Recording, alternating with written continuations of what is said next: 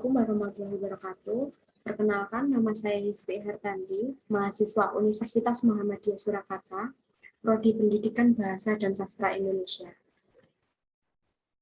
Saya share screen dulu.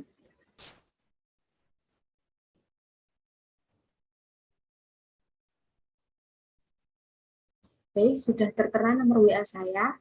Bisa kalian catat untuk bertanya tentang pembelajaran bahasa Indonesia. Silahkan WA saya. Alamat saya di Desa Kemiri, Kecamatan Kuburan, Kabupaten Blora. Di sini saya akan melanjutkan pembelajaran bahasa Indonesia pada bab ini, karena saya sudah izin kepada Pak Supriyanto untuk melanjutkan pembelajaran ini. Saya juga mohon izin kepada kalian untuk bisa mengikuti pembelajaran ini dengan baik, dan pembelajaran ini bisa berjalan dengan lancar sehingga dapat bermanfaat bagi kita semua. Untuk mengawali pembelajaran kali ini, saya awali dengan membaca basmalah bersama dulu.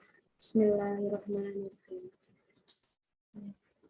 Alhamdulillah kita bisa bertemu dalam video pembelajaran, walaupun dalam pembelajaran daring. Teman-teman, saya harapkan tidak patah semangat untuk selalu belajar di rumah dan selalu tetap menjaga kesehatan di era pandemi ini. Baik, langsung saja, karena video pembelajaran tidak berjalan lama, jadi saya masuk materi saja. Saya akan menjelaskan bab ini tentang teks anekdot, yaitu makna tersirat dalam teks anekdot. Langkah pertama yaitu mendata pokok-pokok teks anekdot. Kalian sudah tahu apa itu teks anekdot? Pasti sudah mendengarnya, tapi belum tahu apa itu sih teks anekdot. Saya akan menjelaskan, teks anekdot adalah cerita singkat yang menarik karena lucu dan mengesankan. Biasanya mengenai orang penting atau terkenal dan berdasarkan kejadian yang sebenarnya. Tetapi ada makna yang tersirat yang terkandung dalam teks tersebut.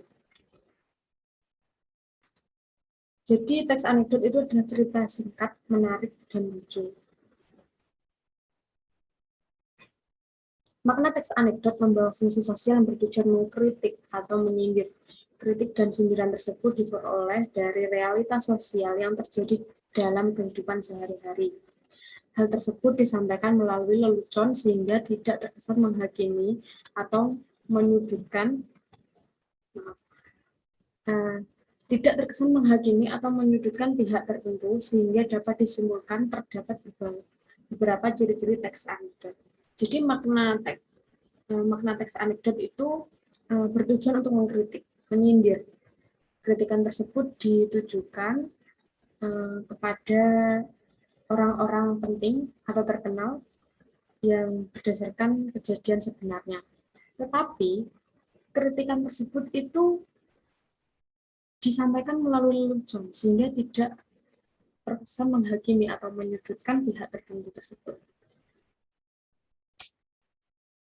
Selanjutnya, ada struktur teks anekdot. Yang pertama, abstraksi. Apa itu abstraksi?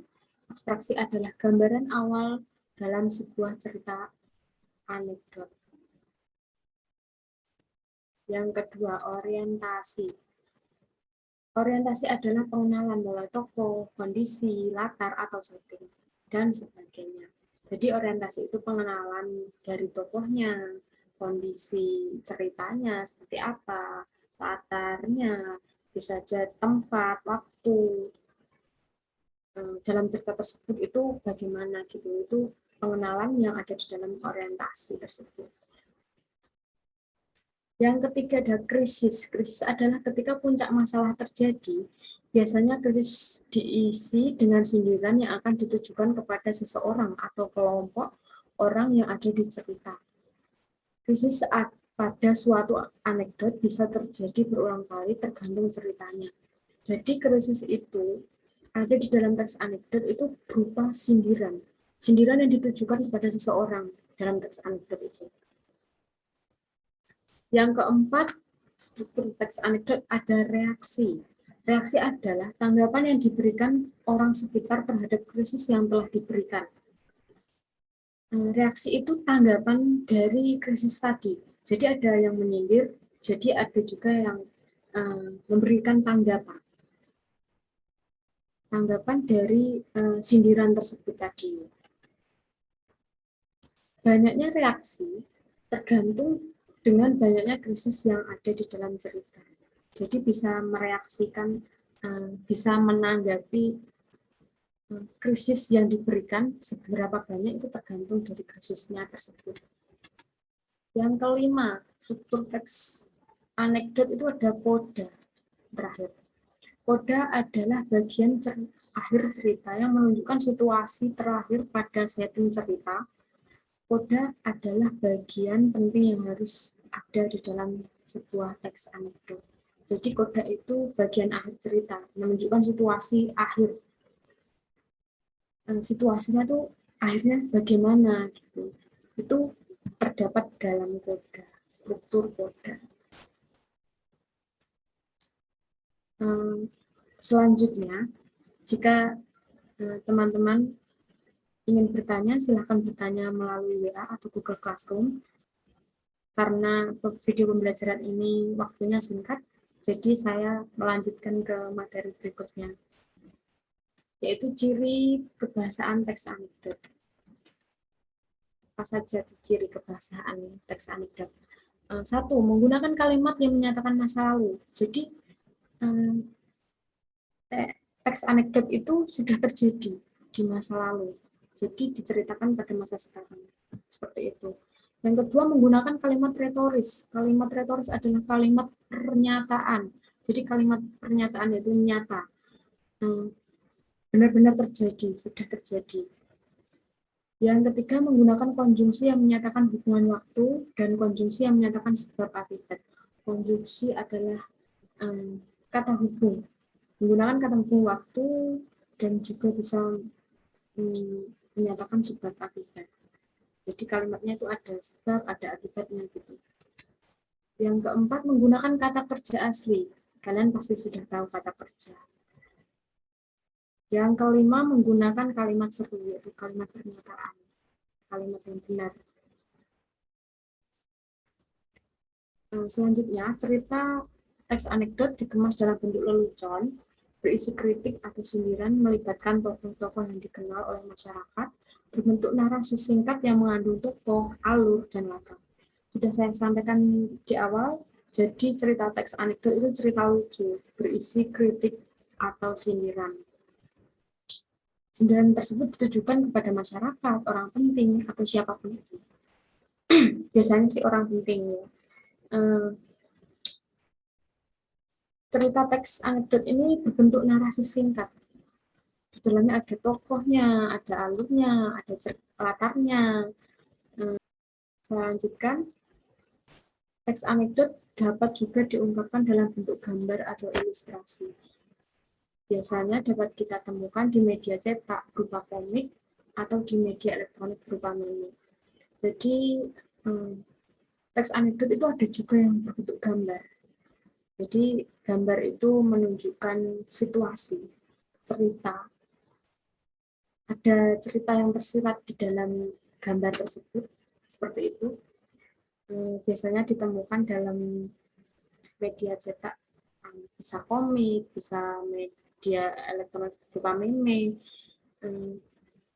Itu dapat disebut juga anekdot karena mengandung makna tersirat berupa kritik atau sindiran. Seperti itu. Itu saja yang bisa saya sampaikan. Semoga bermanfaat bagi kalian. Sekian yang bisa saya sampaikan.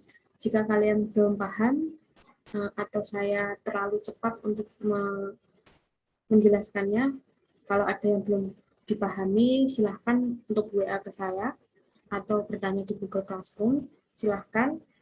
Setelah ini ada penugasan untuk kalian, bisa kalian kerjakan melalui Google Classroom ya. Lalu untuk pembelajaran berikutnya, kalian akan bertemu dengan saya lagi. Semoga tidak bosan. Walaupun secara daring, kalian saya harap bisa mengikuti pembelajaran dengan baik. Untuk teman-teman, jangan lupa belajar, walaupun di rumah, tetap jaga kesehatan, jangan patah semangat, walaupun belajar secara daring. Semoga pembelajaran ini dapat bermanfaat bagi kita semua. Jika ada yang ingin bertanya, silakan bertanya melalui WA atau Google Classroom. Saya akhiri. Wassalamualaikum warahmatullahi wabarakatuh.